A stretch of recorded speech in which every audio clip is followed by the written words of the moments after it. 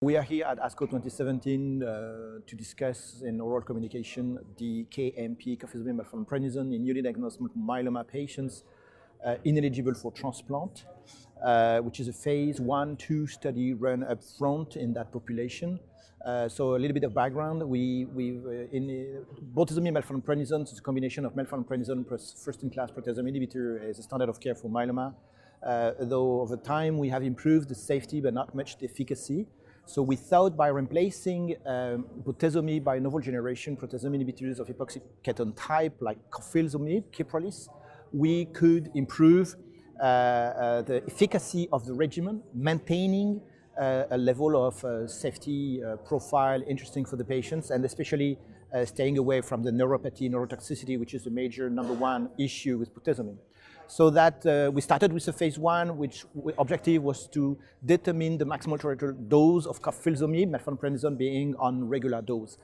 So we went from 36 to 45, 45 to 56, and 70 twice, cohorts of 6 patients that demonstrated that 70 milligram per square meter for Carfilzomib was feasible as a weekly Carfilzomib, a regimen-based KMP treatment for these patients. And although the data monitoring committee recommended that 56 would certainly be safer for the patient above 75, but technically speaking, the study demonstrated that 70 would fit to all patients.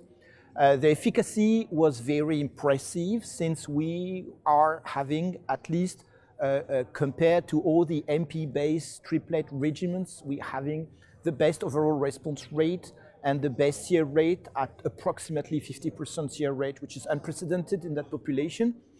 The study was run 9 cycles, induction, then a maintenance for about a year, which seems to be feasible to the patients.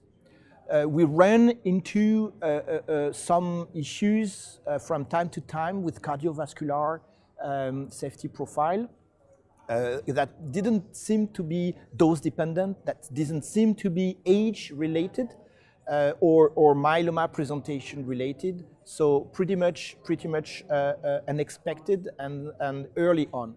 We ran into another safety profile potential issue that was hypertension, that after an amendment and raised awareness on hypertension and clear-cut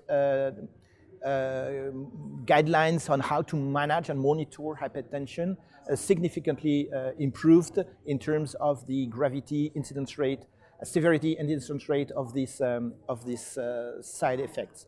So overall, the conclusion was KMP is manageable.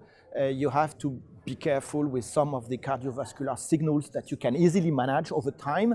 And the optimal dose on a weekly basis could be 70. And if you want to go on a safer way, you can go by 56, at least above 75. Now, there has been a phase 3 trial comparing, which is called Clarion, comparing KMP on a twice-a-week regimen to VMP, VMP being a standard of care with a control arm. And that study I would say, at least from my point of view, surprisingly, did not turn out to be positive. It showed a similar efficacy profile in terms of response rate and in terms of PFS, median PFS being the primary endpoint of that phase 3 study. And so the conclusion of this phase 3 study was that certainly KMP will not be developed because it didn't show any superiority data compared to the VMP already existing standard of care. And so therefore, KMP will not be approved in Europe and will not even be filed by the company at EMA level. And so we decided in the IFM to stop our study after the completion of the phase 1. So all the patients ongoing will complete the phase 1, but after that we will stop the study because we consider that if a regimen will not turn out to be approved and be used in real life, there was no point in continuing to learn on how to improve and how to get used in real practice this regimen.